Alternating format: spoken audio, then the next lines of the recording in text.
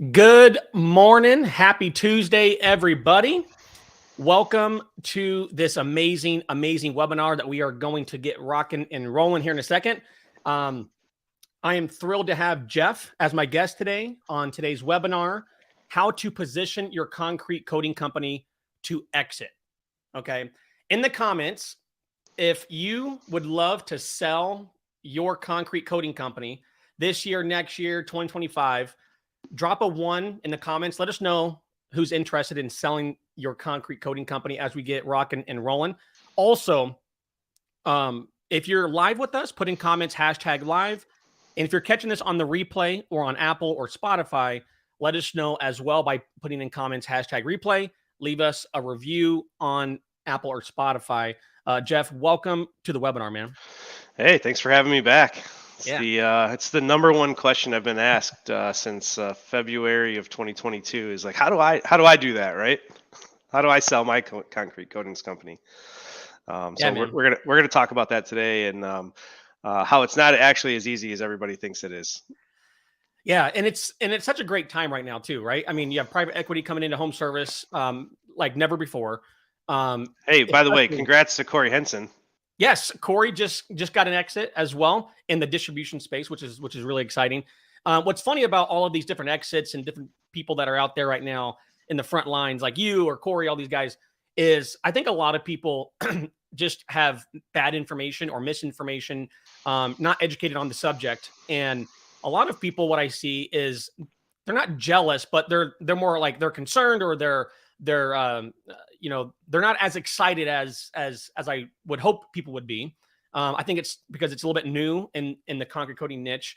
Why do you think that is, man? Like, why do you think people aren't as excited as maybe we are about? Well, first of all, you're right. It is new, and anytime people don't love change, right? But let me tell you why it's fantastic. Is that I've been doing this basically for 15, 16 years now, and for so much of my career, private equity and investment and large banks, they basically ignored home services, right? Like we were nobody, we were nothing. Like even the big guys, even the $100 million companies weren't even getting any love from the PE firms. And so it's really awesome now to see that that private equity and big money says, hey, home services is a real business. Home services, is a sound investment. And let me tell you why, right? The economy is taking a shit right now. I mean, interest rates are high, all of these things. People are worried, right? Do you know what sector of is doing fantastic? Home services. Home services, right? We're up 40% year over year. Yeah. So we had a fantastic 2022. We had a great 2022. We're going to talk about that, but we also are having an even better 2023. And like, who would have thought, right? Like how can you keep going up? But to be up almost 40% in Q1 year over year is incredible. And so it's awesome to be able to see, people taking interest in the businesses that people have spent their entire lives building. Yeah, I mean, home services before maybe the past, 5 years has always been, my dad was a painter, now I'm a painting contractor, or my dad was a flooring contractor, my dad was in construction, my dad was a general contractor or whatever, right? And then they kind of got into the business. And what you see a lot right now is you see a lot of people that have no clue about, how to work, as a technician or installer, et cetera, but owning home service companies. I mean, you see what you're doing. You see what Lance Bachman's doing and all these guys that are coming into home service and really dominating everywhere, right? And then they're exiting like never before. I mean, Lance Bachman, who owns One SEO, bought like a roofing company for like $2 million. He was speaking about it at Vertical Track, $2 million, and then like in like 12 months sold it for like $10 million, and just like and didn't even step foot into the business like even a day. Because what he most likely did was he put process and procedures in place. Different sales training, professionalized the marketing, maybe did a slight rebrand of something, and took an unprofessional likely company and moved it into a very professional service-based business. Yeah. And it's really not that hard. And so what we're going to talk about today is is if you are in one of these companies and you do want to make an exit in your business, we need to understand, like, first of all, what that looks like, and for you, what it looks like for you, post sale, what it's going to look like, how to get to that point, but then also, how are you going to move forward, with your life after the fact, and what that looks like. I'll tell everybody right now, if anybody thinks that I work not as much today as I did before, I work harder today than I ever have in my entire life, which So is you didn't just insane. sell and then like go on the couch and can play PlayStation or anything like that, or Xbox? No, for some reason in the back of my head, I had that, like, that might be the thing, but that is exactly what didn't happen. I actually have a renewed sense of like, hey, let's go crush it, Yeah, almost. yeah, So yeah. I love that, man. Like you're elevating the whole kind of team, not just yourself too, right? Like the entire company is completely elevated by the moves you're making. And I see that with Tommy's company. I see that with your company. Is when the leader or the leadership team decides to grow the business, it really is a selfless act, because you don't have to do all this work. But what it does is it really opens up a lot of opportunity for the team. Like upward mobility. There's more promotion opportunities. They can make more money. And I truly believe that it's our duty to grow the business as the owners, as the leaders, because it is a selfless act for the team. yeah, we just promoted Zach Custer to our regional sales manager for Lena, Madison, Quad City, Cedar Rapids. This is a guy who's been with me for 10 years. Like, I put on Wow. my thing, like, he was my number one draft pick. He was actually the very first sales rep that I ever interviewed, and he's been with me ever since. And so it's just awesome to see the Yeah. upward growth for these guys. Um, but a little bit about me. So, if you've never met me, my name is Jeff Gear. I'm the founder and CEO of TSR Concrete Coatings. I actually come from, what we call the real home improvement world, background in roofing, windows, siding. We actually just exited our bath company. So I owned a company called Home Forever Baths with a few partners, based out of Chicago, Bentonville area. And we actually sold that business to Renuity Titan. They own like Mad City and a couple other bigger businesses. But I really like self-taught social media marketing background. I wouldn't say that I like went to college or anything for that. Honestly, I don't even know if you can go to college for that stuff. Um, it makes a big difference as far as, when you're self-taught, you have, you're using your own money, right, placing those ads, and so you learn real quick what to do and what not to do, and it's not just fun tokens. And then in TSR, TSR has grown literally from, uh, we've grown from the corner of my garage to, being an $85 million organization this year. So that's really awesome. And just a couple of things.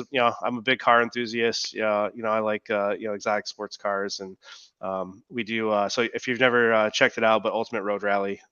Just give them a little plug on here. We sponsor Ultimate Road Rally. We give a lot of things away to charity as well through Ultimate Road Rally. So it's a pretty awesome thing.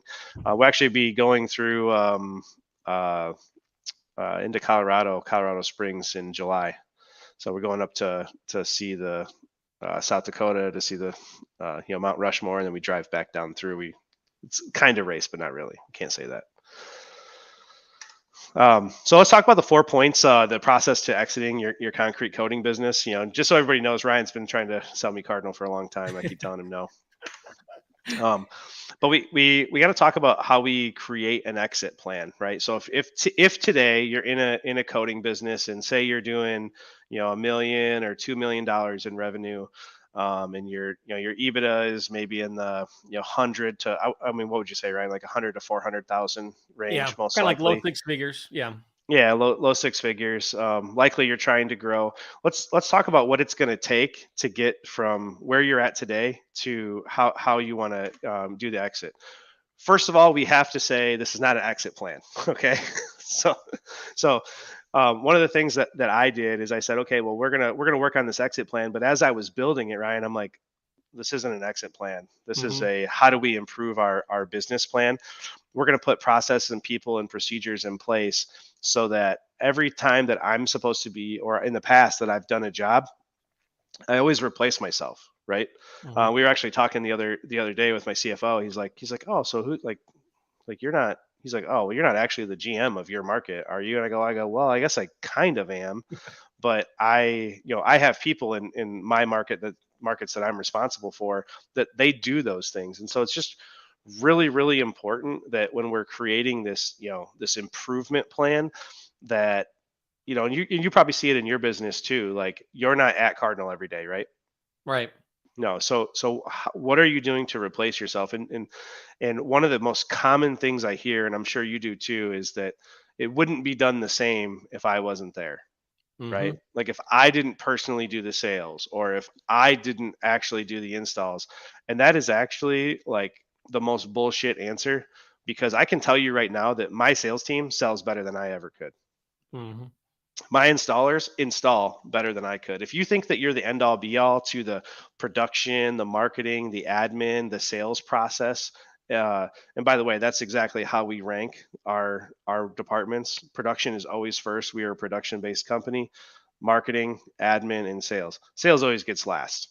Why? Because I always feel like this product is relatively easy to sell. So it's not like, Yeah. all my salesmen that are watching are probably going to be sending me text messages here, like, come out and do it with us. But I did do it with us, and I've replaced myself. So, and now we have like 70 sales reps across the country. But yeah, we have to create this plan. And how, what does this plan look like, right? And it's going to be different for every company. Every company is going to have different needs, but you really need to dissect. Okay, like, these are the job duties that I, as the owner, are doing today. I need to find somebody to replace me and do these.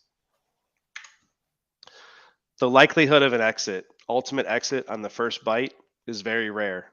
Talk to me, talk to Tommy Mello, talk to Corey Henson, talk to anybody who has exited a business. The likelihood of exiting said business on the first bite, which would be the first sale, is extremely rare. What are these guys telling you, Ryan? Are they completely exiting the first time? Yeah, no, it's a it's a process, is, that's for sure, is what I've discovered. And it's a monotonous process. I mean, with financials and your accountant and your CFO, or your tax person, right? And then there's all this negotiation, and then nothing happens, and then 3 weeks later they're interested again. It's like it's just this crazy process. Yeah, it's just like an accordion, right? But just understand that if you are a concrete coating business today, the likelihood of you selling it and then just walking away and being done is not going to happen, most Yeah. likely. It didn't happen for me. It's most likely not going to happen for you. We did do 2 acquisitions where that was the pretense. Before we did them, we knew that's what was going to happen. So of the 8 acquisitions we did, two of them were that way, so 25%. So I Wow. guess what I would say is that you'd have a 25% chance of walking away at this current moment. And the reason for that is like, what is Revamp buying? What is any Mhm. private equity company? What are we buying? Especially some of these smaller companies, right? Like, we would be buying you, Ryan. That's what we're buying. Right. There's a couple deals right now that I'm working on where the company probably isn't going to be worth what I'm going to offer or whatever, right? But I'm not buying. I'm buying the individual, the operator, to get started, and I'm going to give him the capital and the funds and the support and the help that he needs to grow that business, from 750 to 1 million to 5 million over the course of the next 18 to 24 months. And and then they get a second bite of the apple whenever we go and sell the whole thing. And also So too, like, I want to say that like this phrase I've heard time and time again is, I'm not for sale, or there's no price on me, right? And it's like, but the opportunity, like the opportunity that you could, experience as a GM, as an owner, getting close to guys like Jeff Gear, right? Tommy Mello, and the opportunity you have, like, if you're in your late 20s, early 30s, mid 30s, or whatever, you have 10, 15, 20, 30, 40 years in entrepreneurship life, ahead of you. So it isn't the worst thing to sell your company for a decent EBITDA and get to experience the type of leadership and community that, Revamp would have to offer.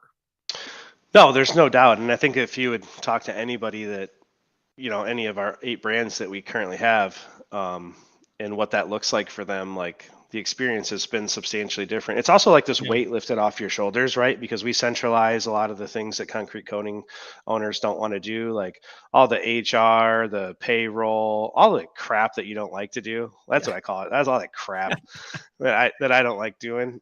We have teams for that now, and that those teams are built out, and it's nice. We have a CFO that handles all the financials, so you don't got to worry about paying the bills or anything like that. We have an in-house accountant, and so that's what you get whenever you end up going into that. Previously, what would happen prior to private equity or these type of acquisitions is it would be peer to peer, right? It would Hmm. be me and you kind of teaming up on a low dollar structure, Yeah. which is actually how I did my first two acquisitions. It was very, very low dollar, low equity deals, but it made sense at the time. Now, the deals look different. Depending on the size of the company. Right. The other thing we got to look at is like, what is my company structure? Are you actually breaking your company down into departments, and are those departments able to run autonomously uh, next to each other? Right, like you don't have a salesperson who is also said project manager or production ops guy, right? Am I, as the owner, am I wearing a hat for every different department, or does which they do, right? Because how many times do you get an onboarding call with a company with your with Service Legend, and you say, okay, well, who's going to place the ads, or who are we going to communicate with? And they're going to Right. say me. And then you're going to say, okay, when the ads run, who's going to talk to the people and set the leads? And they're going to say me. And then who's going to run the leads? And they're going to say me. So, oh, and by the way, who's going to install the job? And they go, well, me, of course. Like, Which, when that happens, we already know, okay, lower lead to appointment conversion rate, lower sales closing rate, higher appointment cancel rate, higher go back rate, potentially sometimes, less reviews being generated, less referrals, less repeat business. And it's just like all the main KPIs are lowered because of that. well, it's also lowered, Ryan. Hmm. Your valuation, Mm. right?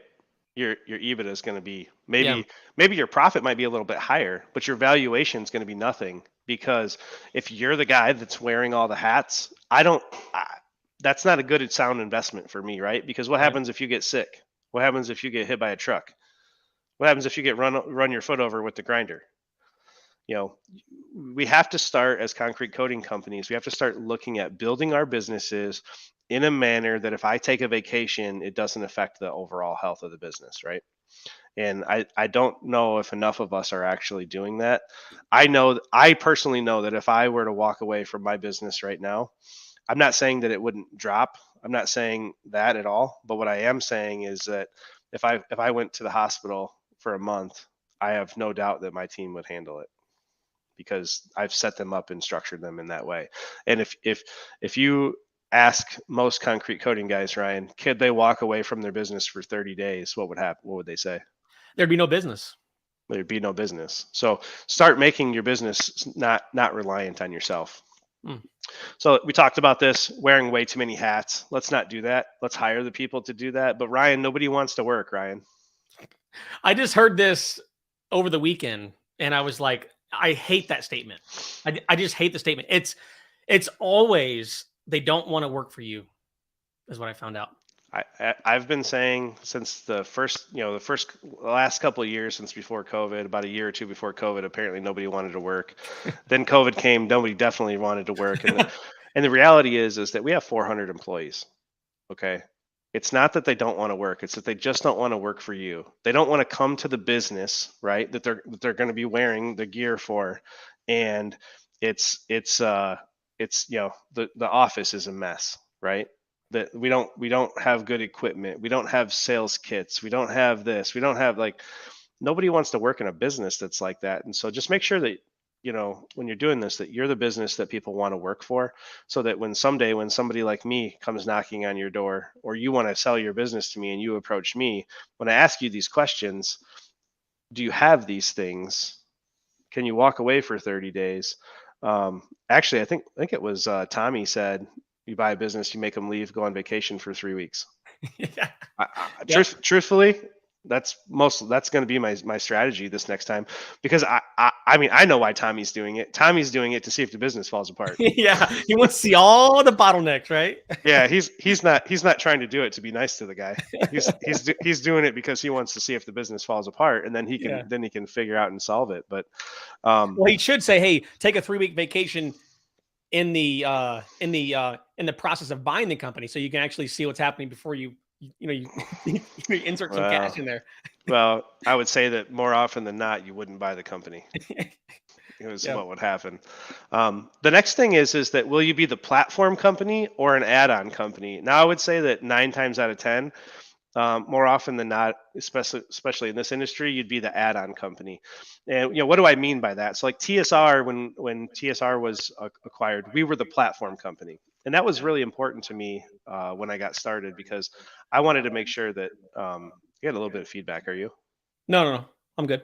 Oh, okay. It sounds like I had a little bit. Maybe I'm just talking too loud. No, it's okay. Um, Yeah, sounds yeah, good. but what does that mean, being the platform company? Well, the platform company basically means that they're going to add, when they do other acquisitions, they're going to add them into you, and they're going to follow their processes and their Mm, procedures, right? So like if we were to buy Cardinal, you guys are not the platform company. You'd follow essentially what we do and what we say. And it was really important for us to be the platform company, because as of right, at the time of our sale, there was no concrete coatings platform companies. And I actually, yeah, there was nothing, right? And so I wanted to make sure that we were the platform company, because we were already the number one, residential concrete coating company in the country. We don't do any of the polishing and all that stuff, but there's very few big residential coating companies, and since then we've done the seven add-ons, right? right.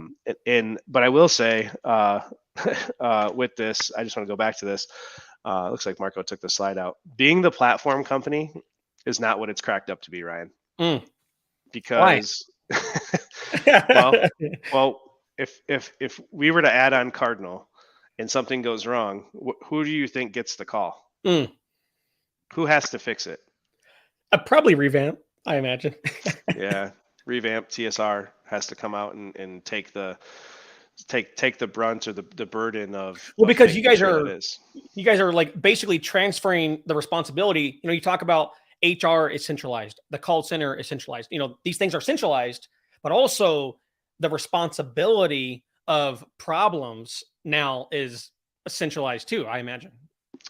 Yeah, I definitely uh definitely took on the burden of the warranty calls and things like Yeah. that for these Yeah. other brands, right? So a lot of these, all of our ones up to this point, we're Pentec dealers, and getting the warranty, getting them to warranty Mm. their product is impossible, as Or the so vendor basic. coming out in the summer. Yeah, so we took on the burden of replacing all of these floors essentially at our cost. Wow. Yeah, Really? it was crazy. So when you guys acquire companies, you're not just acquiring the sexy stuff, quote, quote. I mean, You you're acquire the acquiring bad. everything, right?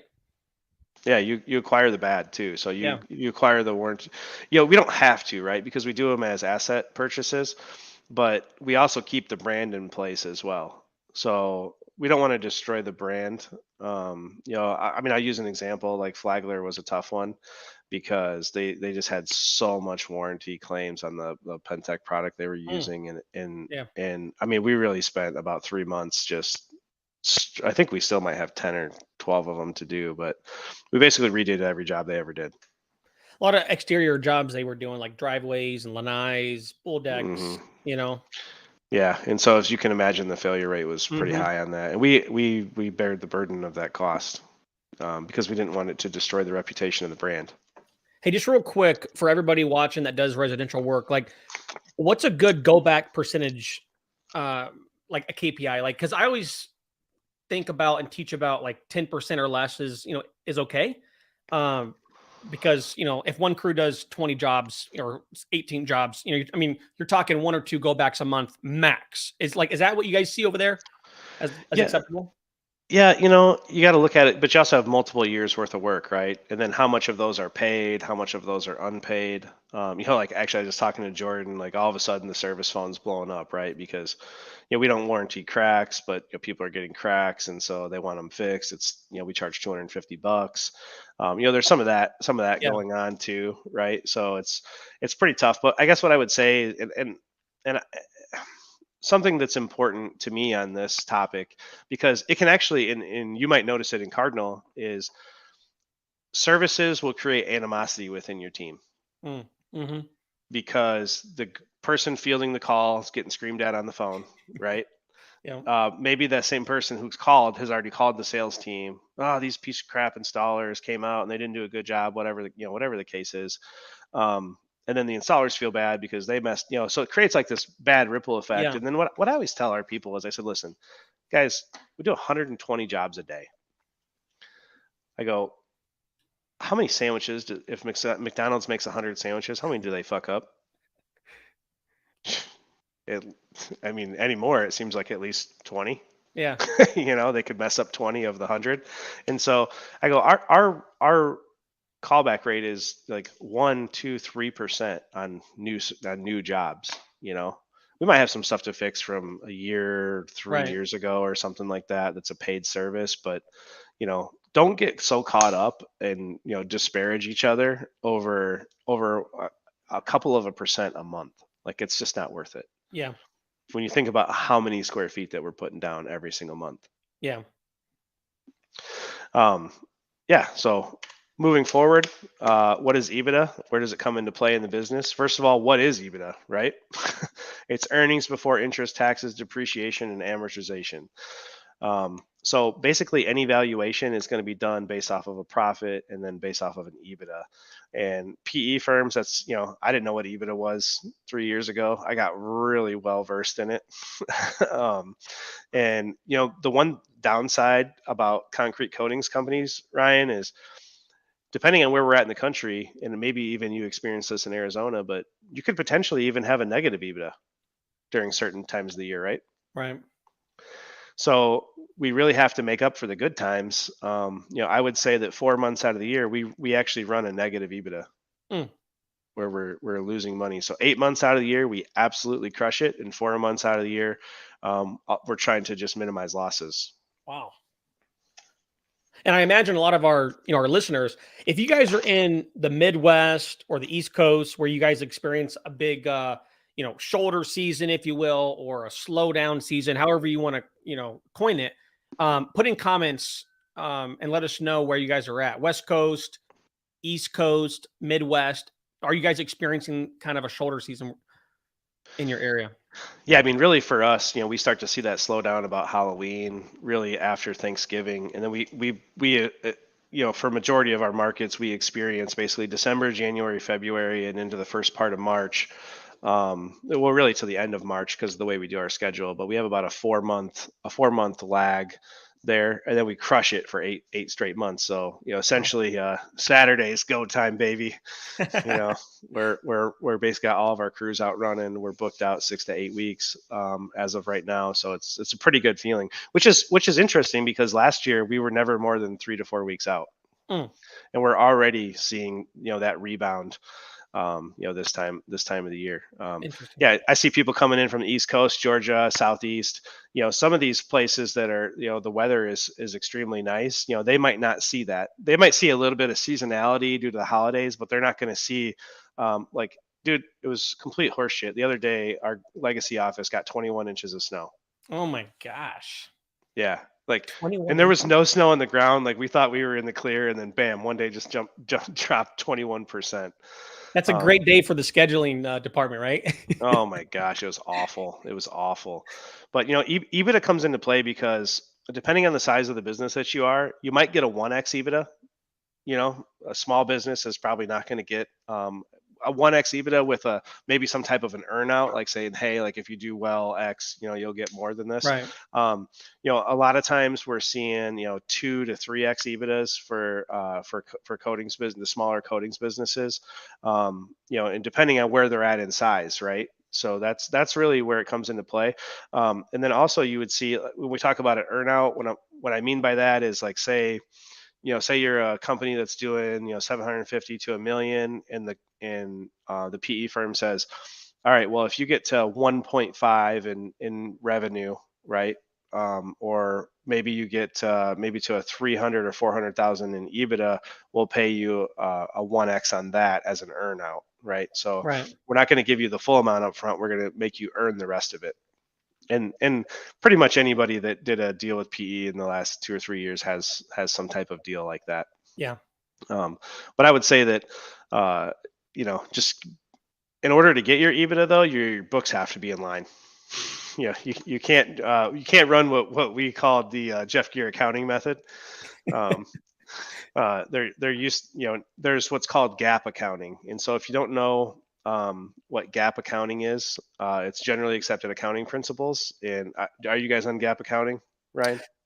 So we were in the process of selling Cardinal recently, and so it's been a process. I'll tell you that our books are super clean, super organized, but they were not that way. Summer of last year. So our accountant has the gap dialed in. Yeah. Yeah. So to talk about that real quick, because it might be in the slideshow, but I really need to hit home on it Yeah. because having your books in line is a big deal. It's about GAAP accounting is really about when you realize your income, right? And so when you do a deposit invoice, you don't just create an invoice. If you have a $10,000 job, you don't just create an invoice for 10 grand, which is what we were doing. We were creating an invoice for 10 grand and then crediting like a $3,000 deposit against it. But essentially what that did in QuickBooks is it realized the 10 grand all up front, right? Where now what we do, and actually Builder Prime, shout out to Jonathan at Builder Prime. Builder Prime actually has it so you can create the invoice in Builder Prime, accept it as a deposit invoice. It automatically flows into QuickBooks for the GAAP accounting. And then whenever you come back and install it, it creates a second invoice.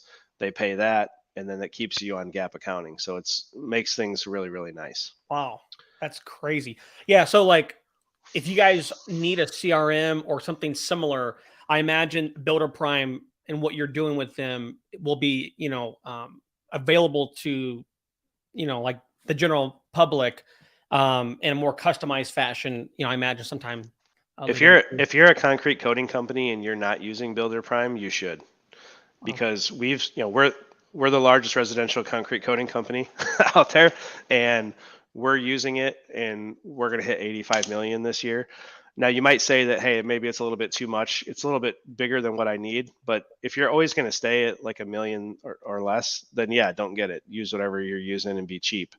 But Builder Prime will basically change the way your business operations work and the workflow so much simpler than like a Service Titan or something else. Service Titan is really built for like plumbers, that kind yeah, of thing. yeah. And it's pretty expensive. Um, yeah, so that kind of thing, like Builder Prime, I highly recommend to keep you guys on GAAP accounting and keep the flow of your business rolling good. And Uh, also, too, I'll say this: when somebody looked at our financials the first time, they were kind of a mess. And what I'll tell you guys is, when I got them cleaned up, like super cleaned up, and I have like a Google Drive I can just send to anybody, it actually makes the process really easy for the buyer or the potential buyer to kind of interpret what it is they're looking at, and it makes the process really simple. When my books are clean, they can, read them and understand them and give an offer really quickly, And so if your books are really messy, you don't have anything backed up for the last couple of years, things aren't categorized properly, etc., it actually makes it really hard to buy your business. And then also there's the judgment that you'll get of like, hey, I'm buying your business, but your stuff's not together. Like, and then they start to have second, um, um, opinions, if you will, of maybe should I even buy this business? It's crap. So Yeah, having like the we books have all clean, these for we have sure. all these takeouts, right? Like, oh Yeah. well, Ryan has a private jet, but the private jet's in the business, right? And so one of the things that we're going to talk about here in a little bit is like stop using this. And somebody actually asked, is deposit liability? Yes, a deposit is liability. It's a Mhm. liability because you haven't installed the work yet. And so generally, whenever you do a deal, the deposits actually, you have to give the deposits to the next owner, right? Especially if you're spending the deposit money to keep the business going, right? Yeah, it could be a problem because a lot of times, particularly in the Midwest, if you're a Midwest company, that's basically how you operated your business through this part of the year. Now, Yeah. like for us, like next time we sell, we're going to sell in November, because that way we don't have to have so much deposits to clean up because we'll be cleaning our books up, right? But no, it's a huge deal with that with being on gap accounting. Makes a big difference. And having a CFO or a strong finance, I understand. Listen, guys, if you're less than $1 million, you're not going to have a CFO, right? But you should have a strong accountant that can keep you on gap accounting fairly simple, and Builder Prime will even go out of the way to help with that because it integrates with QuickBooks so well. This slide, no one cares how much you sell. It's really awesome to say that you sell 60 million, 80 million, 85 million. That doesn't matter. None of what you actually sell matters. That's gross. There's a reason they call it gross revenue, right, Ryan? Mm-hmm. It's yuck. It's no good. They only care about what your installed revenue is. Now, luckily in coatings, most of us run very current, right? We're not, we don't have a product line that forces us to be so far out. Right. We are generally within 30 to 90 days, I guess I would say, for some companies. But really, you have to scale your business as such, and you should be trying to scale your business that you're always within 30 to 45 days so that you're not out so far on your deposit liabilities as well. But you're also being able to get your installed revenues collected in a timely fashion. Because what'll happen is they're going to, and you're probably going through this, is they're looking at, they don't care how much you sell every month, right? That's a line item at the top, but they kind of go like this with that one. Get Yeah. that out of here. I want to see what your installed revenue is, less your COGS, cost of goods sold, right? Less your production labor, less your sales. Okay, now what does that number look like right there, right? No one cares because if you sold 200,000 in a month and then you actually only installed 75,000, your EBITDA, your net profit for the month still looks like shit, right? Yeah. So you have to be able to get these jobs installed for it to make sense. Yeah. Okay, we talked about a little bit about it. 2 to 3 years gap accounting. That's what they're going to want. So if your books aren't clean, I would say at least your trailing 12 months, which is what you're working on, but get at least your trailing 12 months looking good. If you can get 2 years in your gap accounting straightened up. Okay, preparing the business for sale. Now, you're going to find an investment bank, an attorney, accountant, somebody that's going to represent you in this. One of the things I thought was kind of funny, kind of looking back on it now, is that I used Angle Advisors. So shout out to Kevin Marsh and Nick Deal. We spent a lot of time together. My deal took 9 to 10 months, which is a long time. It's a very grueling process, but it's funny that they call them. Do you ever thought it was weird they call them investment banks? Yeah. What are they doing with that money though? Well, no, they're not. The people who sell you, they call them bankers, investment bankers, but they're not. They're they're not bankers at They're all. like They're just advisors, right? Or consultants. they're negotiators. Is what they Yeah. are. They're consultants. So looking back on it, I was like, he wasn't a banker. Why are we calling him a banker? So if you are looking at selling your business and you do have you're in a strong EBITDA standpoint where you're $1, $2, $3 million in EBITDA, you're going to go to a place like Angle Advisors, Kevin Marsh, looking at those guys. Now they're not going to look at you unless your EBITDA is at a certain percentage. So don't go blowing up their phones if you have $100,000 EBITDA, right? Like they're not going to take the call, and don't tell them that I sent you. But you want to have a strong attorney who's versed in M&As and in your accountant that get your books on gap accounting. You need these three people are going to work together on your behalf during the sale. And don't be cheap, okay? When these guys tell you how much their fees are, that's what their fees are. Don't negotiate their fees, because that's really, really, like, just don't use them. If you don't want to pay their fees, then just don't use them. But don't Right. do that to them, okay? Because you don't want the people who are going to represent you, Ryan, to feel like Yeah, is that the stupidest thing is like you're trying to negotiate somebody's trying to represent you to get the most for your company and you're trying to pay them less. The discount consultant, right? Yeah. Yeah, so we talked about platform companies and add-on companies and what that looks like. Obviously TSR is the platform company, and we did the add-ons, and then we go into the initial offer, dinners, and presentations. So kind of what happens is you you spend about 6 months, roughly 5 to 6 months, with angle advisors, and they build what's called a sim.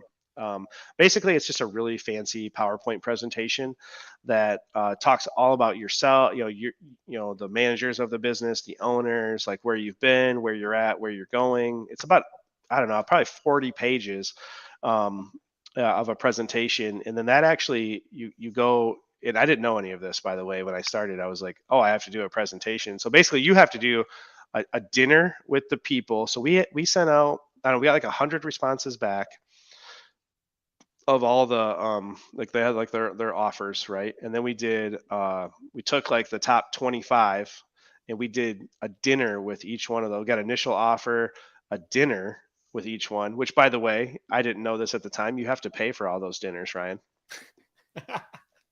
So if you can imagine what my dinner bill was at the end of meeting Like 5 25 of the, grand at least. it was like 30,000. Oh my goodness. No, dude, they don't. These are PE guys from all over the country. You think that? No, so they end up. It was like $30,000 for 25 dinners or 20 dinners or something like that. It was crazy. So you do these dinners and you get to meet these guys face to face and get to really try to vibe with them, right? Like that's the whole Right. point of the dinner, is like the dinner and the presentation is like, do you like these guys? Do you not? I can tell you right out of the gate, half of them, 5 minutes into dinner, I was like, these guys aren't for me. Mhm. Like I and the thing is like I know me, right? I know that I'm loud, I'm boisterous, like I can be a lot to handle. I'm gonna say the F word too many times. It's gonna offend people. I'm gonna accidentally offend you and I didn't mean to, and you're gonna take offense to it. So like when I was doing these dinners and my team was doing these dinners, one of the things that we were looking for was like, how do we fit with these guys? Are they going to fit within the culture of our company? Because we're not the traditional, suit and tie type of people, right? And so that's Right. always very important whenever you're picking somebody to work with. Like, are they going to fit your brand? Are they going to fit your culture? And then the next day, so you do dinner with them at night, and then the next day you do a presentation about 9 in the morning. I'll tell you, man, I was so tired of eating steak. Like I switched to fish. Like I was just like I was like, I come home, Sarah's like, "What'd you get?" And I'm like, "Mahi mahi." She's like, "You didn't get a ribeye?" I'm like, I couldn't possibly eat another ribeye the rest of this year. And this went on basically from October until December. Wow. Yeah. Yeah, it was pretty wild. I felt like we were doing one like every 3 days. I was living in a hotel in Chicago. Like that part kind of sucked, because everybody Yeah. fly into Chicago, we'd meet and do everything there.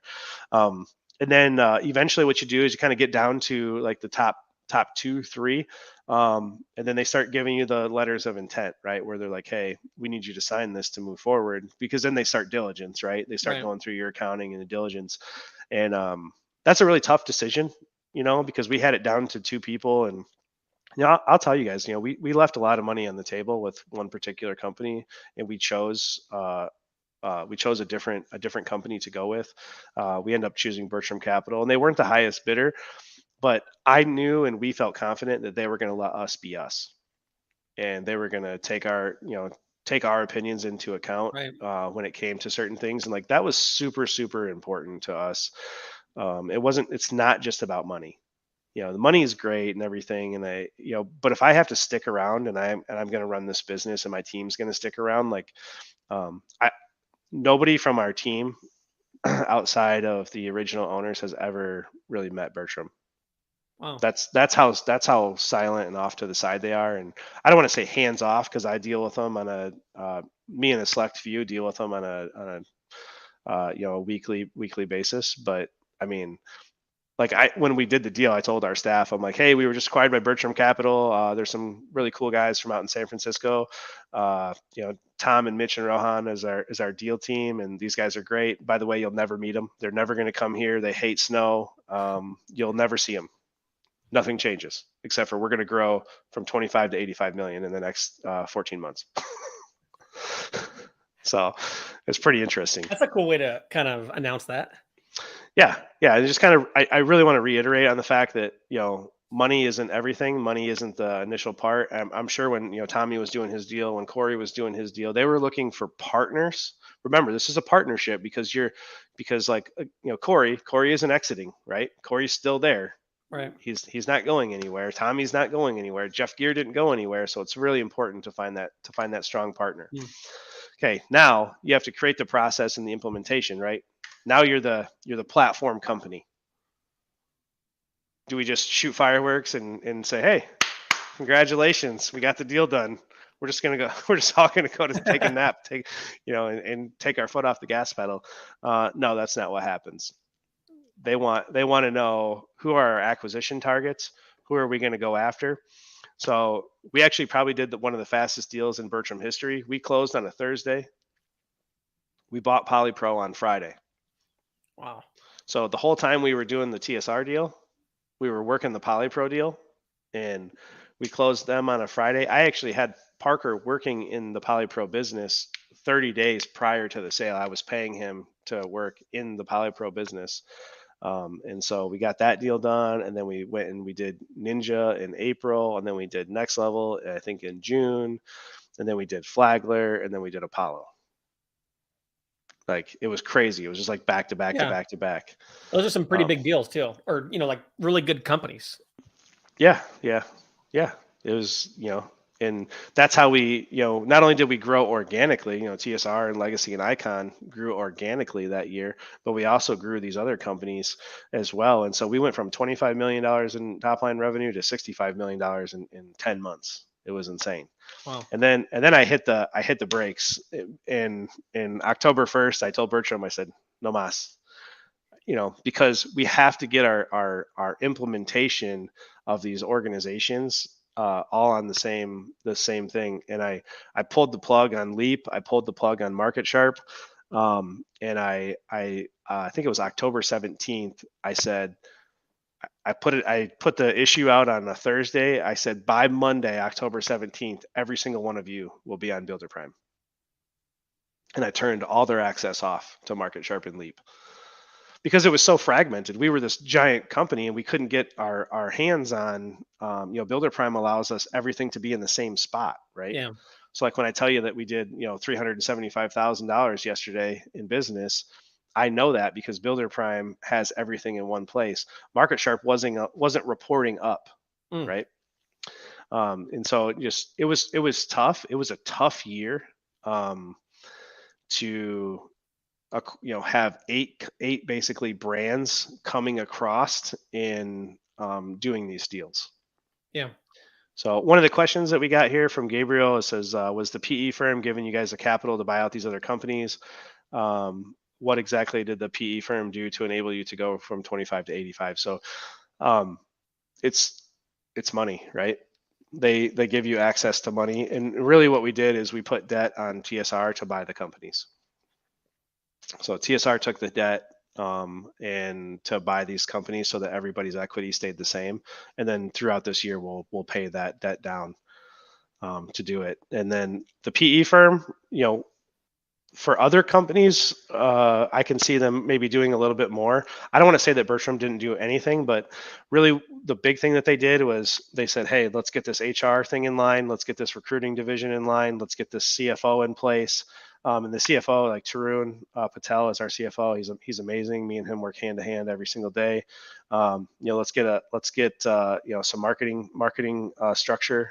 And we were a pretty good marketing company before. Now we're freaking awesome. And let's get some marketing structure in place. And so that's how we did it. Did they actually do it themselves? No, but they gave us the funds and the ability to do the things that, Ryan, would I have gotten to 100 million by myself? Not a doubt in my mind I would have made it there. But I sure shit wouldn't have been able to do it in 18 to 24 months, right? Right. Yeah, it would have never happened. Yeah. Never would have happened. It's like an accelerator, Oh, it's the fastest form of steroids you can take. It's like one day I look like regular Jeff Gear, and the next day I look like Hulk Jeff Gear. You're so much more financially sound too. Yeah. I'm not going to tell you, that it wasn't hard. I mean, doing one acquisition, adding another company's books who had been in business for years and years that wasn't doing gap accounting into our books.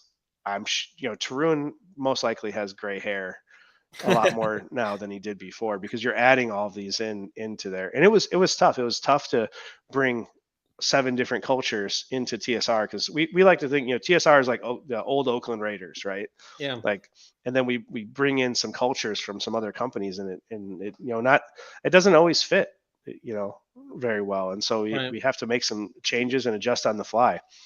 um, you know After the deal's done, we have to think about, like, how are we growing? Are we going to greenfield, right?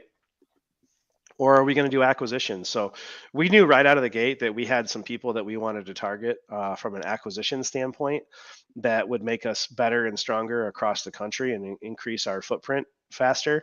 But we also greenfielded. We actually greenfielded Indianapolis, this last year. We started in August, and it's crazy is we'll be at 5 trucks and trailers in Indy, I think June 1st. So Wow. yeah, isn't that crazy? Yeah. Like, That's insane. less than a year going to 5 trucks and trailers, which, a lot of companies would be like, oh my god, like, we're at 5 trucks and trailers, like, we did Yeah. it, we made it. you know so we greenfielded that market. We greenfielded Cedar Rapids. We greenfielded Wausau. We Wow. greenfielded South Bend. So while we were doing these acquisitions, hats off to my team and our GMs. St. Louis, we greenfielded St. Louis. So Wow. um, while we were going out and doing the acquisitions, my GMs were doing what they were supposed to do, and they were greenfielding off of their current locations. Yeah, somebody actually just said 4 crews is the sweet spot for us, and then expansion. I absolutely agree. I've always said it. Ryan's heard me say it. 4 to 6 crews is the perfect spot. Once you get to that point, go to the next location. 2 to Hmm. 2.5 hours away from where you're at. So we have some greenfield stuff that we're going to do this year. I would say that we're looking at potentially Des Moines and Omaha, Kansas City, that area. Yeah. As far as greenfield, we are going to be greenfielding Charlotte here pretty soon. So we feel pretty strongly about that market. Next one, post-sale closing process. What are we going to do? So guess what? You won, right? You're the platform company. You're about to work harder in the next 12 to 36 months than you ever have in your life. It's no doubt.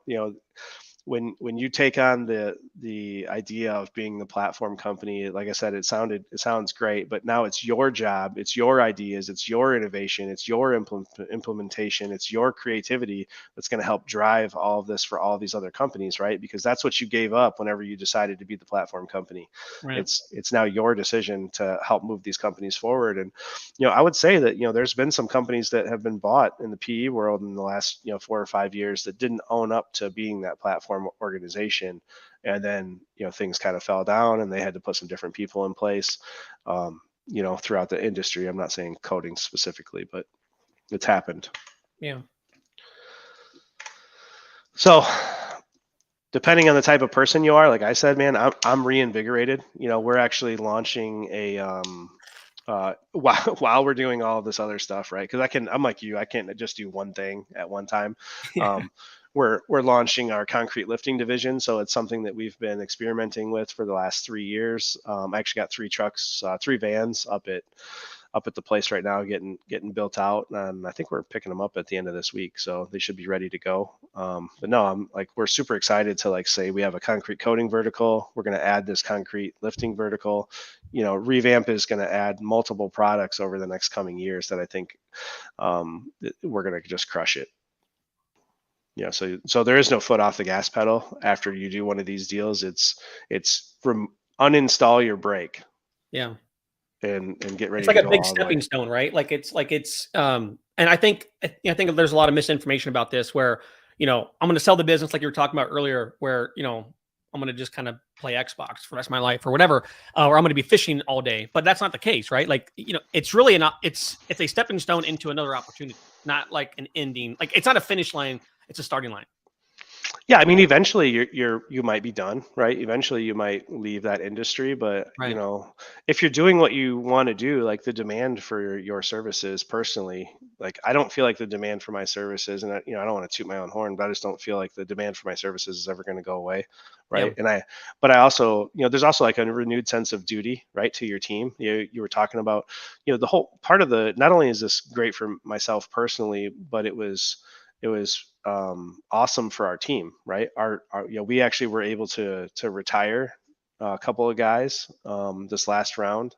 We and the same thing will probably happen the next round, right? And then people will step up to take their place, and some of us will stay on, and some of us will leave. But the brand doesn't ever stop, which I think is highly highly important. And it's awesome to see like the growth within these organizations. What's cool is like if you want to like go live somewhere else but you still love revamp and you still love what we're doing, like we have like 30 locations. Yeah. And if you're that person that Eric Jordan, our Chicago location, he's a production ops manager. He was just a kid when he came to us, man. He was like 18. I think he's like 23 now. He's basically been with us since the beginning, but he's like, hey, I don't want to live in cold weather anymore. I said, okay, well, what do you want to do? Like, he wanted to go to Florida, and I'm not like real hot on Florida after that last hurricane, kind of dampened my spirits. Yeah. I said, okay, well, I gave him like three choices that were not Florida, and he chose Charlotte. And I said, okay, I'll invest, I'll open in Charlotte because I believe in you, right? So the opportunity with us is that just because you live in Cedar Rapids, Iowa right now, and maybe someday you want to live in Atlanta or you want to live in South Carolina and Charleston or something, like we can make that happen for you if you're that dude, if Yeah. you're that person that is that we believe in, that believes in us. Like I have no problem dropping the money that it's going to take to open an office there. Yeah, I love that, man. Yeah, it's incredible. Also too, like if anybody is interested in, potentially selling their concrete coating company, what does the process look like for revamp in just the first steps? Well, first steps is definitely make sure you have that P&L and balance sheet for the previous year. So 2022 and so far in 2023 ready for us. That's going to be like, as soon as we have our conversation, like that's what we're going to talk about, right? One of the things, like I kind of have when I get on a call with somebody, I'm like, hey, okay, well, like, what's your name? What's your company? Give me your website. Let me see your social media handles. Cause I check all these, right? Yeah. And, if I get on your personal social media and you look like you say dumb shit, like the conversation's probably over right away. Like I'm like, and I know it sounds crazy, but like I monitor all of our people's, like our employees, all of our I'm general the manager. same way. Yeah. You can Yeah, learn like, a lot about somebody by what they do on, on their socials.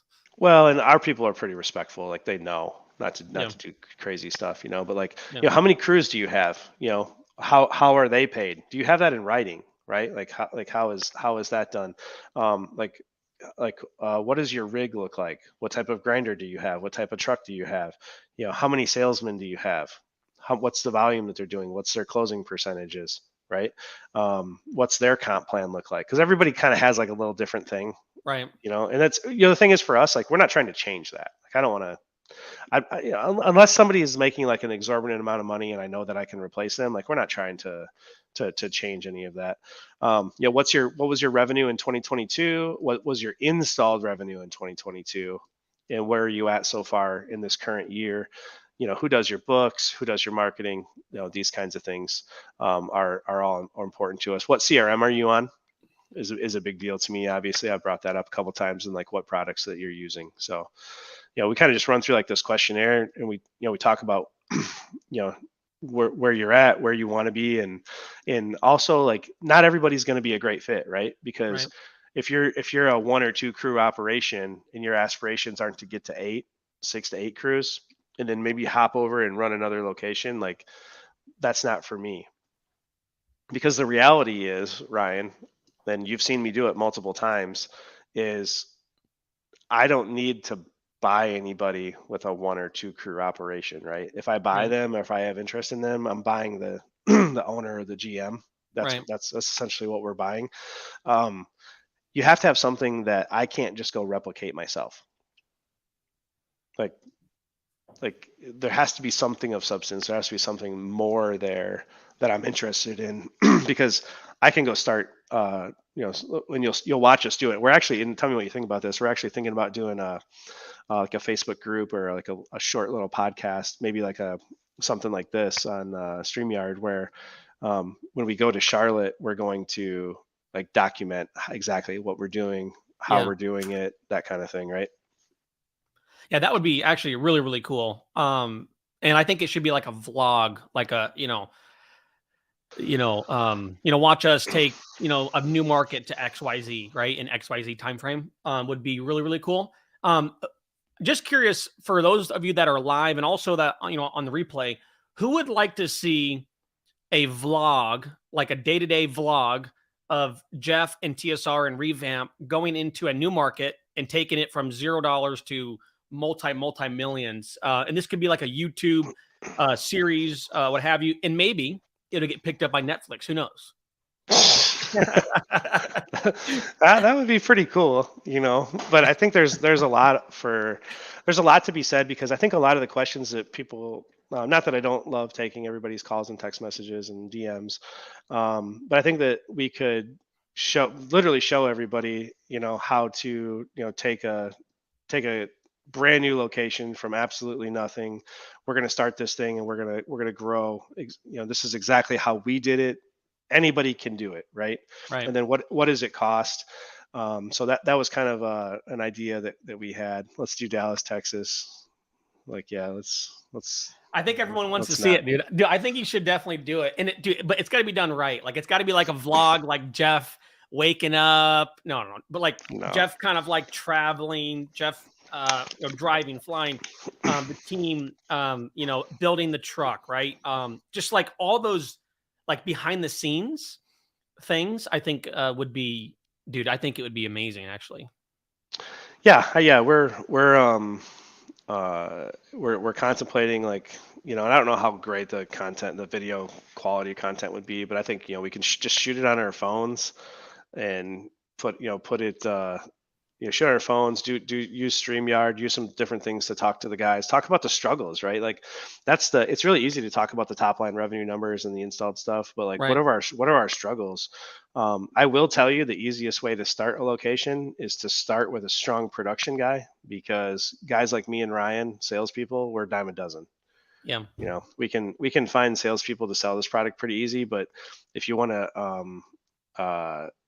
do this, appropriate correctly, you start on the production side, not on the sales side.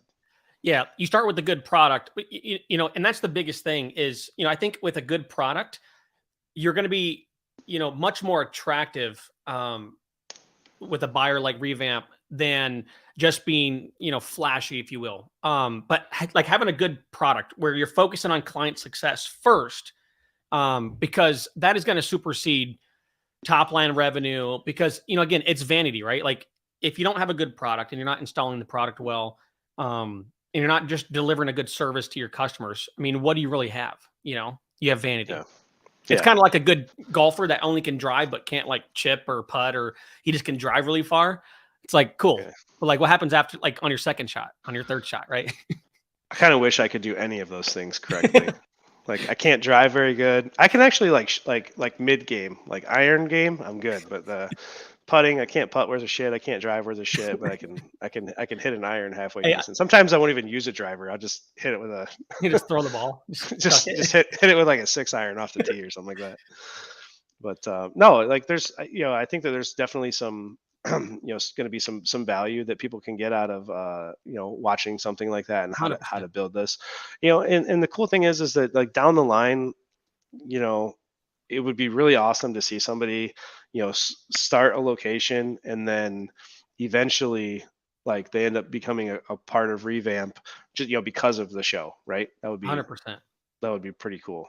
I think, dude, and I could help you guys out with this, whoever is on the back end, but like, dude, I already like have a whole idea of like how it should be done. I know it's your thing, but dude, I'm telling you, if you want any help or just want, like, I think it could be like, dude, I think What it if could be we the switch the TSR colors to be like Charlotte Hornets? like Charlotte What Hornet are they like? starter jacket from back What are in the they, day. red and gray? Are they red and No, gray? they're like teal and purple. Oh, no, dude. Yeah, Your dude. cozy rate would go down significantly. Like if If we that were was Charlotte Hornets colors, I don't know. no, We all dude. had everybody had a Charlotte Hornets starter jacket. They're installing like the floors with those jackets on. Yeah, it gets chilly Um, down there. so if anybody wants to, pursue this in a more serious note, how do they get in contact with you guys? Is it a phone call? Is it an email? Like, what is the best course of action for them to get in touch? Yeah, I mean, I'm pretty easy to access, man. It's like you can hit me up on Facebook through direct messenger, or just shoot me an email, jeffgear@tsrconcretecoatings.com. We even have let me just check. I think we have a revampcompanies.com. I think there's I should probably put like a quote form or something on there. You could Revamp.com. revampcompanies.com. Um, and you could email the info@revampcompanies.com. But mostly I handle those ones directly to myself. So Jeff Gear at tsrconcretecoatings.com will get you direct to me, and then we can talk about that. That's actually like for a lead. So that's we probably need to have like contact us on the contact page. Needs to probably just I need to fix that. Okay, so this is but guys, if you go to like Facebook right here, you go here. There's Jeff right here, guys. Yep. So I put Sarah in the picture. Sarah in the picture. She looks a lot different. If you notice that picture over right there. She looks as old as you do now after buying all these companies. She's aged a little bit since we did it, but yeah. So that's just like my personal page. You can shoot me a message on there. But no, man, it's just like I feel like we're super easy to work with when it comes to it. We do deals really fast, usually within 30 to 60 days. But yeah, it's we also have a lot of fun doing it. I think that we've assembled some of the best concrete coating people in the country when it comes to being able to market and sell a job and get it installed. I mean, there's not very many companies out there that can say that they install 100 jobs a day. It's most might wild. do that in like a quarter. Yeah. That would even then, when you think about it, if you're a one crew team, you're doing 16 to 20 jobs a month, right? Right. And so you might not even get to your 100, in the first quarter. So, no, it's just awesome to be able to see these companies that we've acquired, especially Ninja, right? Like Ninja was kind of a little bit of a problem right out of the gates, and culture conflict and things like that. But like last year, to see them do better after the acquisition than they did the previous year with this like supposed like all-star team that they had, and then watch them just do like better than the year previous, and then this year just crush what they did the year before is like a literally like awesome feeling, and it's a testament to like that what we're doing is the correct thing. 100%. Had they all just like dropped, it obviously wouldn't be good. Yeah, we probably wouldn't be doing this webinar if no, I probably wouldn't be at TSR, right? That's hey guys, real quick before we let Jeff go here and get back to building concrete coating companies and selling them and buying them, a few questions, maybe 3 minutes of questions here, guys. Mike has one. He says, I'm looking to sell my coating business, 500K top line, 150 in net, which who knows what the EBITDA is. Very strong SEO. Any suggestions for Mike? Well, what he's showing right now is essentially what he's saying is he has a 30% EBITDA, which is probably not true. Not to say that it's not. I'm just saying 30% is pretty high. Right. Generally, what we see is probably 18 to 25 on a smaller basis. He's what I would say 500K in revenue. You really need to get that. You figure out a way to get that up to $1 million to $1.5 million. Then you'll, because 500K, like I guess what I would say is that our typical sales rep will sell 1.4 million, right, in a year. So what that is that we need to increase our marketing budget on this 500K business, Ryan, to be able to get us up to a $1.4 million business. So we at least have one like sales rep, 2 40 crews. grand a month, right? Which is like $2,000 a day, which is like, I mean, you're selling like one job a day. So I imagine, Mike, that you're, the owner operator, um, and you're most likely doing the sales. You're probably overseeing production. You're probably doing those types of things. So in a sale like this, the SEO is not really, that big of a deal right now. It's more of who is Mike, because again, what Jeff was saying is that, Revamp is going to buy Mike, not buy Mike's 500K, because we know that Mike in this business that Mike owns most likely doesn't have the systems, the processes, the team, those types of things in place. So, we're buying the opportunity from Mike that Mike, has. But what you're saying, Jeff, is that Mike needs to focus on increasing top line, keeping, the profit good. But should he focus on increasing top line and then also kind of developing the systems that we talked about today? Well, yeah, we have to set a goal, right? So like it doesn't matter what company that we did, even if it's a greenfield location or a new acquisition and the acquisition might be small, we're going to come in and we're going to say for the first 2 months your goal is 100,000 in sales for the month. Okay? That's minimum, that's baseline. We have to have that. We have to have that because that's 1.25 crews worth of work every month, right? Because we want to start booking out ahead of time. Then what we're going to do is we're going to juice that to 150, right? We're going to bring in that second sales rep. We should do better than 150, but we're going to make it 150. And then on the the fifth and sixth month, we're going to be at 200K. And that's going to be the goal. And then we never go lower than 200K in a market. Yeah. So, and if you think about that, Mike? Yeah, you extrapolate that out, 200 times 12 eventually becomes a $2.4 million business. But right now, he's probably the sales rep. He needs to replace himself as being the sales rep. Right. And it's hard, dude, because you're spending this money on marketing and you generate these leads and you set these leads and you hire a sales rep and he sucks. Yeah. And what's funny about for me, it's, I am just sold that with the right systems, the right leadership / management, and the right training for the individuals, the team, anybody can have a successful career in a business with those types of things in place. And I've seen it in our businesses where you put the right, manager, leader in place, you get the right training in place, and you get the right system for them to kind of operate, in an ecosystem, and the person just thrives. I mean, they just thrive. Whereas before, bad management, maybe not the great leader, they can't communicate well, there's no real training in place, they weren't onboarded properly, there's no system on how to do every single thing that they're required to do, and then they suck. And so it's really important, Mike, as you're scaling the business, like what Jeff's talking about, you should do, focus on your leadership abilities, your communication abilities, and your ability to duplicate the things that you need to duplicate. Next question we have is, what is the quickest way to get to 100K a month marketing wise? Spend 10 grand on get to 100K a month marketing wise, like to spend 100K. Yeah. Are you saying, like, what is the easiest way to get to 100K when it comes to marketing? Like, oh, okay. So like probably like, how do we get to 100K top line revenue by, like home shows? Are you thinking, Facebook ads, things like that? We've been very heavy on social media. I'm not saying that's the entire route, but we have a pretty diverse way that we do it. So we have our Google Ads PPC campaign. We have our social media campaign. You also have to remember that your sales team is going to sell those at you're going to set some of those at higher rates, right? You're going to close some of those at higher rates.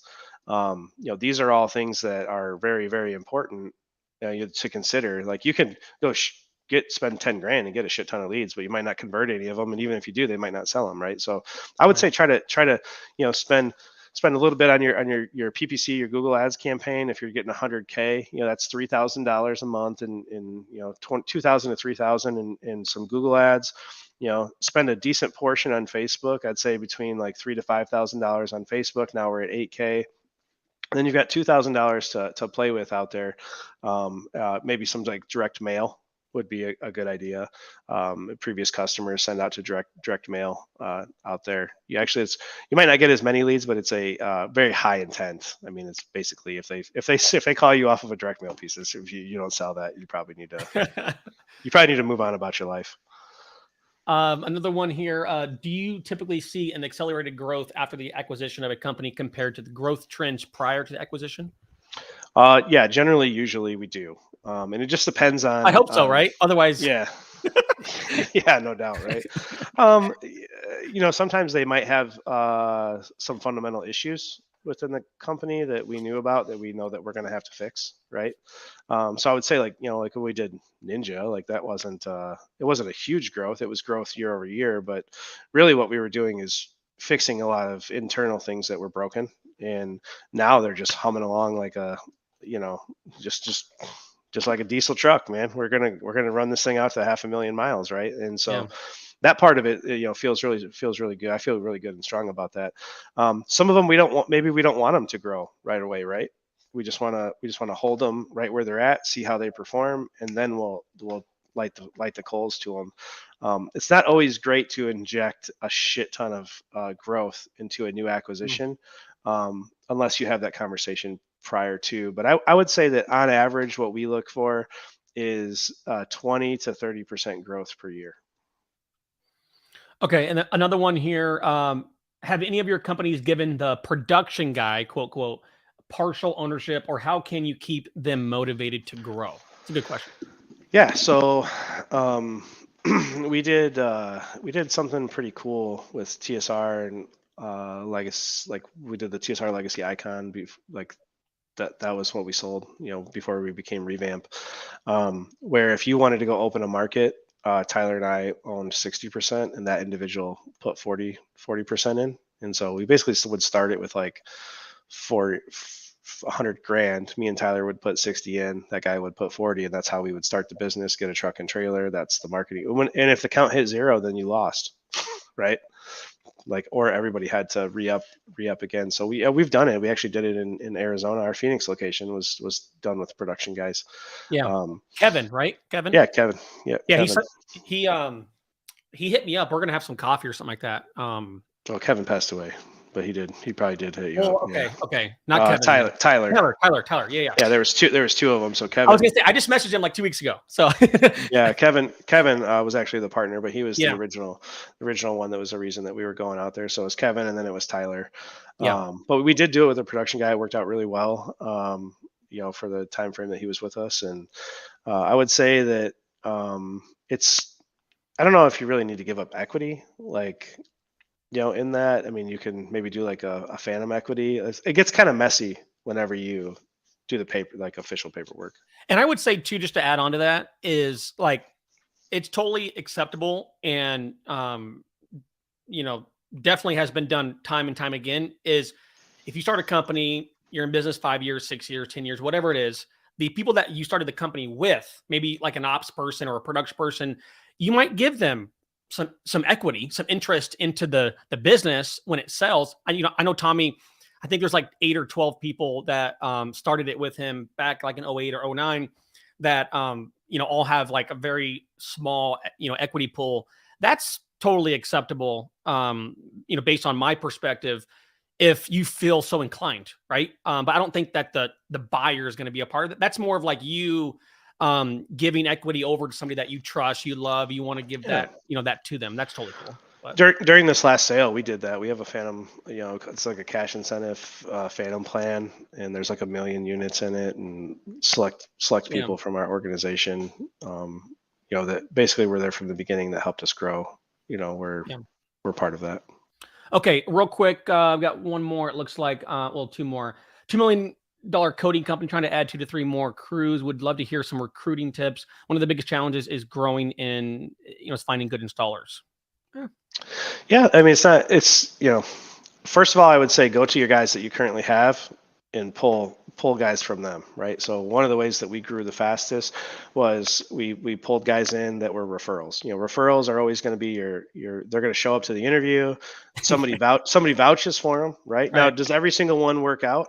I can tell you right now, we've had a few of them, that maybe didn't show up or whatever, and the guy's like, man, I can't believe I vouched for that guy. Like, then they end up becoming like not friends anymore because of it. But Yeah. I would say that, I always go to, like, we post it internally first. We say, hey, we're looking for 2 guys, and I post it internally, and then I allow them to go do the recruiting for us, because they're going to find guys that they want to work with. Right. And they're not going to be so quick to be like, oh, this guy sucks, cut him. Otherwise, you're also going to incur some inflated labor cost, right? this idea of having two people on every single job, and never having a third person is complete bullshit. Mm. It's just not feasible. It's not probable. If unless you're in if you're not in growth mode and you just want to run two crews and two guys on each crew, then yeah, of course you can run And the two size guys of the on a jobs, crew. I imagine, like if you do 2 and 3 car garages only, or are you doing commercial work and dog Yeah, kennels and pool decks and driveways that are 1,000 but plus you square feet? but you bring these guys in and you have to put you put three guys on a crew, and now all of a sudden your team leader becomes a training role, your Right. second becomes a team leader, and your new guy becomes a second. And so you at least have somebody overwatching that. But I would say, you're going to go and you're going to roll through 10 to 15 applicants if you're doing it on Indeed, Facebook. Yeah. You're gonna 10 to 15 to get one. So don't think that you're gonna go out there and I would say I'm very fortunate. I have Brandon and April and Kari that do our recruiting for us. And so I'm like, hey, I need two guys in Quad Cities, and then they send me like six. And it's really easy to hire guys. Like everything that Jeff is talking about on how to position yourself to exit or to, like all those different strategies and tactics are the same thing that's going to attract really good A players, right? So the better your company is, the better branding, the better the onboarding, the training, the systems, the leadership, the better products that you're using, the equipment is better, the trucks are better, your customer experience is better. It's going to be really easy to hire great people because great people want to work for great companies. You don't see great people want to work for, D or failing or bad companies, right? So, just overarching from a vision perspective, Jake, is set up your company to make it really attractive for awesome people that want to work for them, right? If you look at Apple, you look at Top Golf, right? You look at TSR, you look at A1. They're cool companies. They're fun. They have good training and recruiting and systems and processes and leadership. It's really easy for an awesome person that wants to work there, right? It's really easy and Well, easy I to. say even in our own offices, Ryan, like we run into a scenario where I'm like, they're like, oh, I'm having a hard time finding people. And then I like go to their office, and the office is like kind of dirty. And then, and then, and then I'm like, I go open the door to the install truck, and like bottles fall out of it. And I go, would you work here? I wouldn't work for you. I go, Exactly. because I wouldn't want to come to work and have to deal with this every single day. I want nice, clean trucks. I want nice, Yeah. clean trailers. I want nice, clean equipment.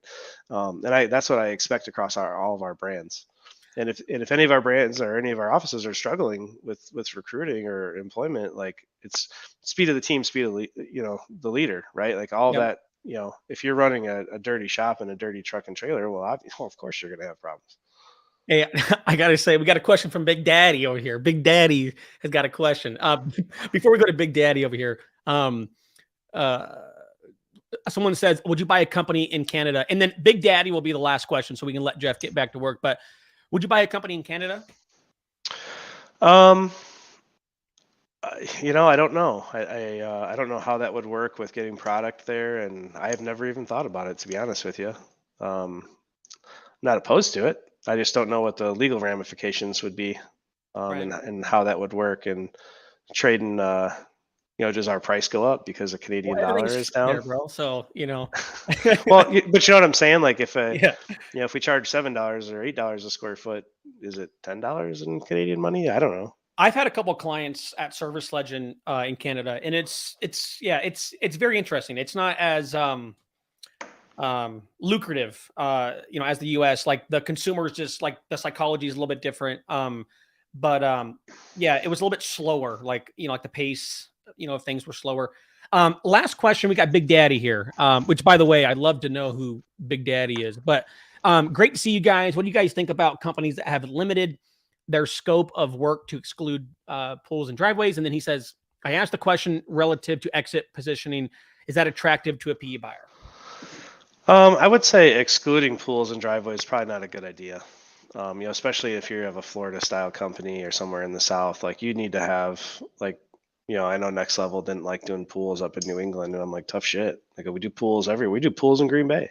Like you have to service what the consumer wants. And I know why you're not doing pools. It's because they're freaking hard. It takes a 1-day project into 2. You just have to charge accordingly for it. Right. And slow your guys down and make sure you're using the right products and that kind of stuff. We trust me, if we never had to do another pool in my life ever again, I would be okay with it. But our revenue says otherwise. Yeah. Like if there was like just a big slab of concrete, like as big as a pool deck, we would do that instead. But Yeah. Well, you deal with it too. Like it's yeah. like, I think I remember when we first came to Phoenix, we didn't do pools. I was like, I'm not doing pools. Oh Fuck that. yeah. I remember you saying like you just hated them. Yeah. But the thing is you just have to learn to get good at them. And driveways, kind of in the South, it's kind of a thing, right? One thing I would say with driveways is you better find a protective coating over that polyaspartic. You can't just do it with just straight poly. You have to have something else over top of it. Have you tried the bullet stuff, Corey? Yeah, Corey, we use ballistics. Yeah, ballistics. Yeah. So we Pretty do cool the stuff, huh? we do the driveway and then we spray ballistics over it. That's cool. Yeah, Corey hit me up about something. I got to hit him back up. I But was yeah, just on that the phone product. with them this morning. Oh, really? Yeah. Yeah. I was talking It's to a him. it's a great product over poly. The three component Squire. We use a ton of it. We buy it by the pallet. Okay, guys, man, this has been Jeff. Thank you so much for your time, man. I know that your time is very important. Guys, everyone just give some sort of appreciation to Jeff. If you guys got any value from the webinar today, put in comments, #webinar. Let us know that you loved it, you hated it. Give us some feedback. If you guys are on replay, put in comments, #replay. And then also if you're on Apple or Spotify, which is where we get most of our downloads and listeners, give us some feedback on those platforms too, whether it's a review or just send a message in, an email in. You can send it over to podcast@servicelegend.com, or there's the review system on those platforms. Let us know how we're doing. If you're getting any value from this, we don't run any ads on the show. We don't run, we don't have any sponsors on the show. The way that we've grown this kind of community has been through word of mouth. So please share the podcast, share the webinar with other contractors in the space. And if you guys are interested in selling your coating company, reach out to Jeff Gear. I'm sure that you'll be back in here in the group answering some questions. So if you guys have any other questions, put them in comments. We'll come back through. But outside of that, man, any final thoughts, any final words? No, I appreciate everybody for watching, and I love the feedback I get. Whenever I talk to people about Service Legend and what we're doing, and I hope that we can get more people to be a part of what we're building, because it's fantastic. It's like I think you always say, Ryan, someday you and I are going to work together. We just don't know what in that's some way or another. I'm not sure how it'll work just yet, but never say never. That's what I always say. Yeah. Hey, never say never. You don't ever burn the bridge, right? Yeah. Just always leave it open. I always try to surround myself with people that are either where I'm trying to go or they're just industry leaders. That's been the biggest way I've elevated myself and my perspective. So if you guys are out there, want to sell your coating company, one of the coolest things you can do is just get around people that are doing these types of things, get in these conversations. But outside of that, guys, have an amazing week. We have a podcast this Friday, so tune into that in the group. And you guys have an amazing week and get out there and crush it. See you guys later. See ya.